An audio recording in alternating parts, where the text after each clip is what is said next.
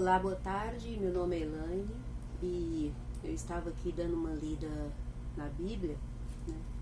E estava no trecho onde diz, né, na passagem onde fala que Deus, né, não habita em templos feitos por mãos de homens. Ele falou isso através dos discípulos, né, e pela boca dos profetas.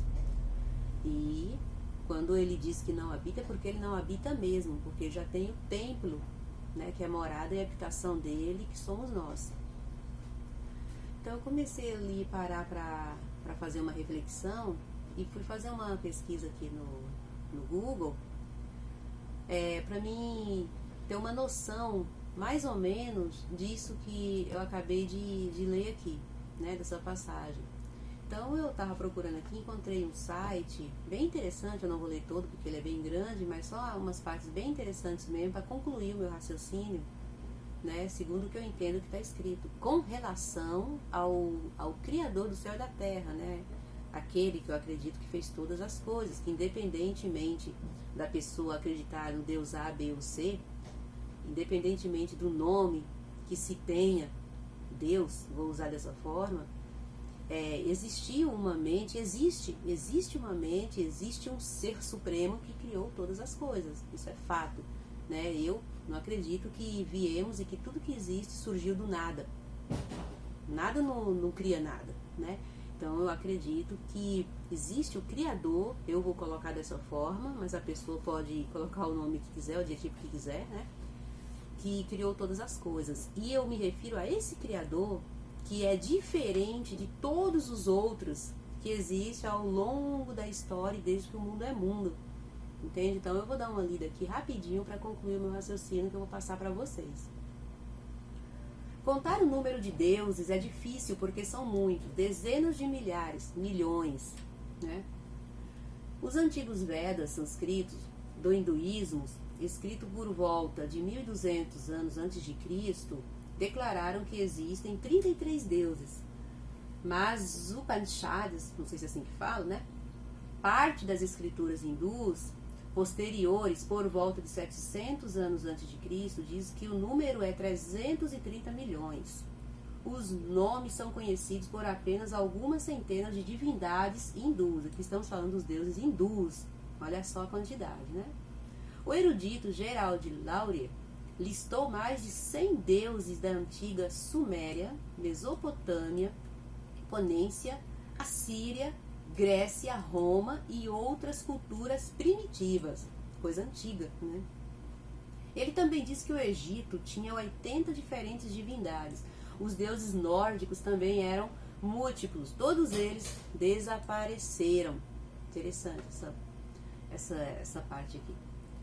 Astecas, incas e maias nas Américas, um milênio atrás, tinham uma impressionante variedade de deuses invisíveis, incluindo uma serpente emplumada mágica, a quem milhares de pessoas foram sacrificadas. Vários deuses celtas também exigiam sacrifícios humanos, né? Será que eles exigiam mesmo? O número de deuses adorados ou que foram, né, é muito grande para ser contado. O Library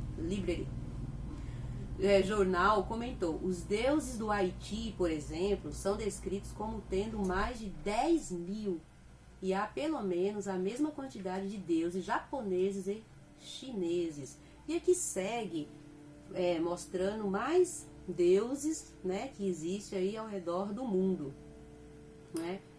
Até aqui bem interessante, né? Até a Bíblia expressa perplexidade, né? Até a Bíblia expressa perplexidade sobre a criação de deuses. Segundo o Reis tal pergunta: como cada nação fez seus próprios deuses?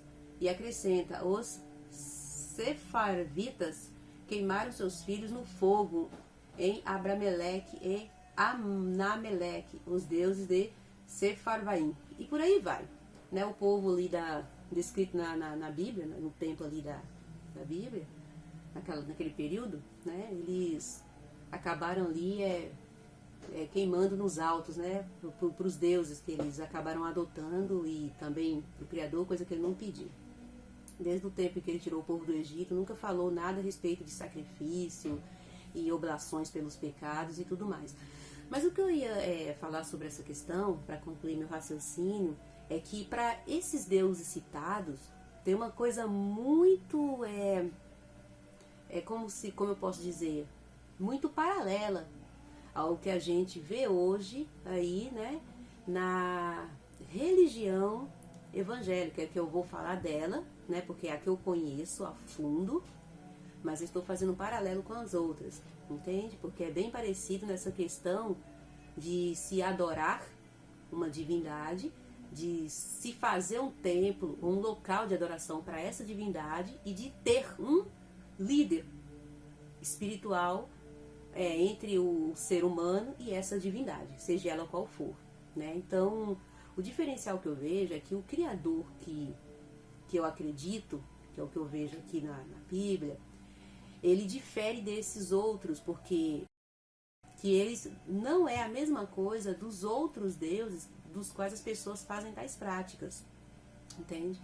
O que eu quero dizer com isso é que ao longo da história, né, levantaram inúmeros altares e templos para adorar esses deuses, né, com sacrifícios de animais, até humanos também, né? E no caso hoje ainda tem ao redor do mundo, né?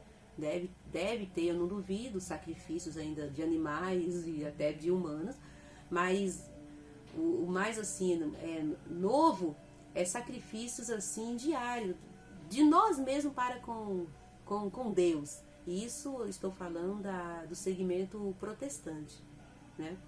Então, assim, o Criador do céu e da terra, quando ele diz que não habita em templos feitos por mãos de homens, ele faz o contrário do que os outros deuses, ou melhor, o que as pessoas acreditam com relação àqueles deuses tudo, faz. Quando ele diz que não habita, é porque ele não habita mesmo, ele está dentro de nós, né? Então, quando as pessoas saem, né, para edificar nos altos, né, e fazer ali culto, liturgia para ele, não digo que não devo fazer, que é errado, a pessoa tem um direito e é livre para fazer o que quiser, mas não tem respaldo, né, segundo o que está escrito aqui, de Deus e também do Messias para fazer. Ele não pediu isso, entende? Então, assim, quando ele falou essa passagem, onde muitas líderes religiosos, né, muitos pastores, diz que nós devemos ter um local para se reunir. A gente é o templo. No momento fora, né, do contexto, até reconhece que somos o templo, não fala isso jamais dentro lá do local de culto, né? Mas eles dizem que temos que ter um local para reunir, porque temos que congregar, né? Sendo que todos somos templo e morada do Pai, já fomos congregados no Messias, ou seja, estamos todos congregados no Messias. Isso é espiritual, é mental, porque o Messias sabe quem são e quem não são, entende? Um grupo de pessoas que está aqui, que está na Noruega, que está na Polônia, que está na África, ele sabe os que estão congregados nele, entende?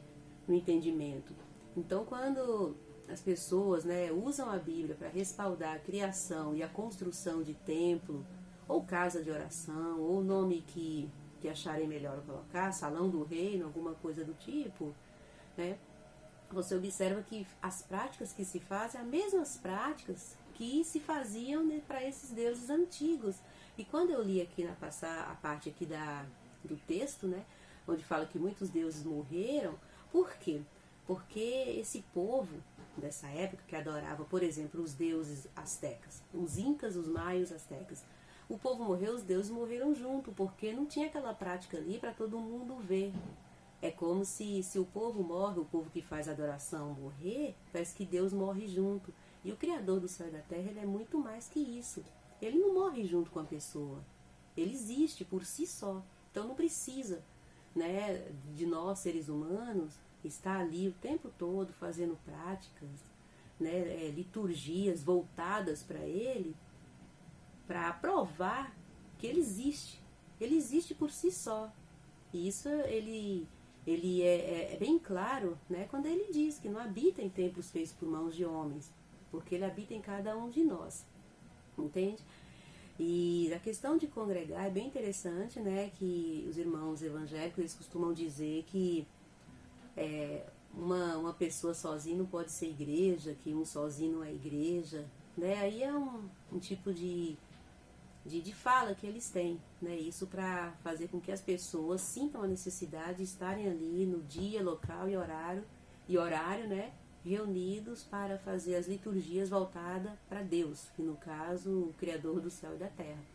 Mas eu vejo que o Criador do céu e da terra ele é diferente de todo e qualquer Deus, porque você vê os deuses do Olimpo, né? As pessoas faziam ali as liturgias, faziam orgias para ele, tem aquelas deusas lá também, né? E as pessoas sentiam bem fazendo isso, porque na cabeça delas estava fazendo para Deus e eram ouvidos.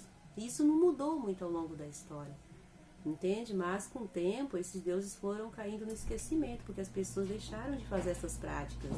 Agora, será que se as pessoas, né, deixarem de adorar ao nosso Eterno como se adora hoje, ele vai deixar de existir? Não.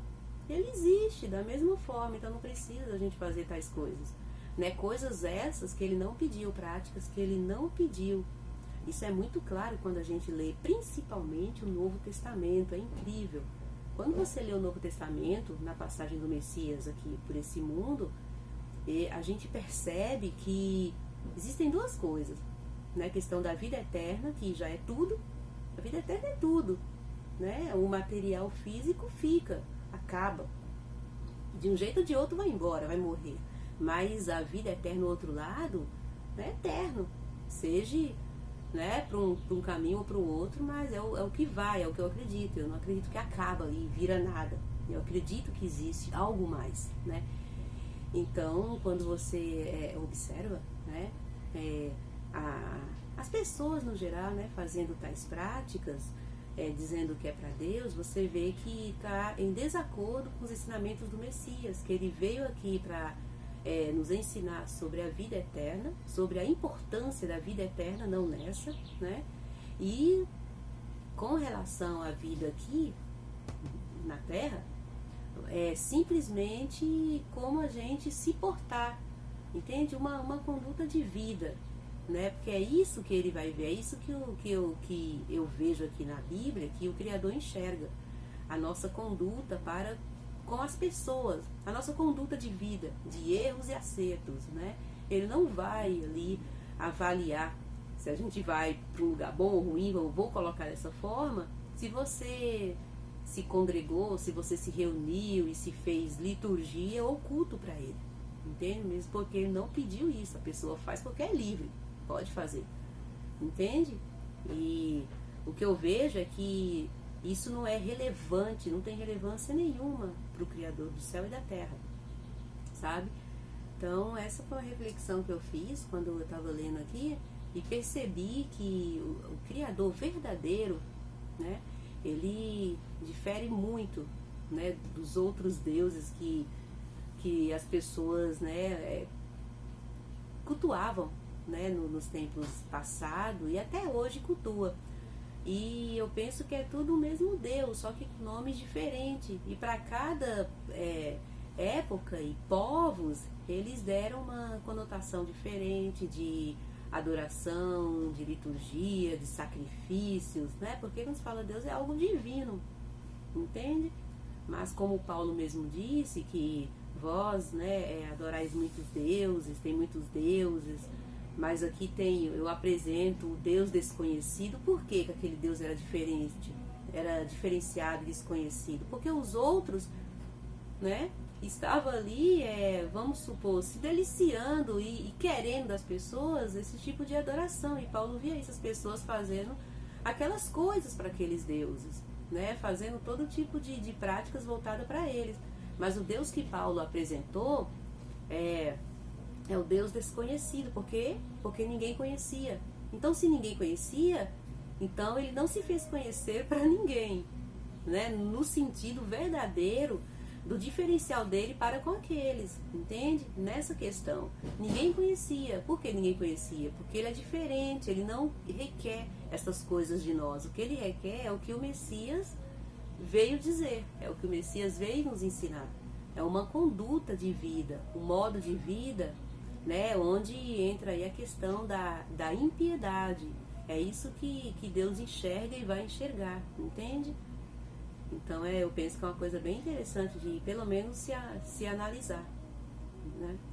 Porque tudo que se faz para Deus a pessoa pode fazer, como eu falei, mas não é nada que ele pediu e que vai levar em conta. Eu penso que se for levar em conta, levaria para o lado negativo do que positivo, que já seria aí práticas assim de iniquidade, né? Fazer adoração para ele, onde desse tipo de prática nada se aproveita, porque na prática mesmo não se aproveita nada.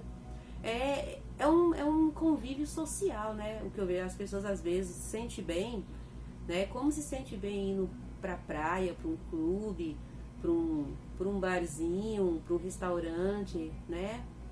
Para uma lanchonete, no meio de pessoas, né? Para um cinema onde tem pessoas. Então as pessoas se sentem bem estando ali fazendo tais coisas. Aí tem essa áurea que foi inserida de que além de estarem reunidas um com os outros ali, né? Aí tem essa áurea que é para Deus, que Deus se faz presente ali, está vendo, está batendo palma para isso, está apoiando isso, né?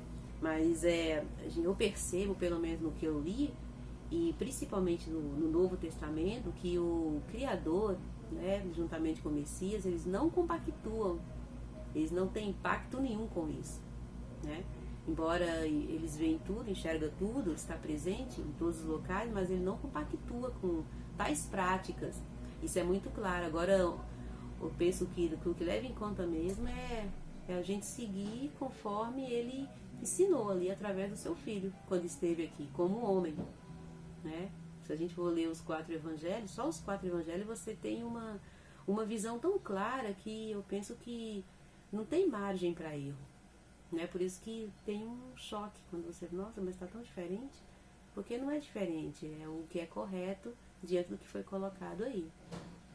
Bom, então era isso, né, que eu tinha para passar para vocês, e quem sabe numa próxima eu trago um outro assunto.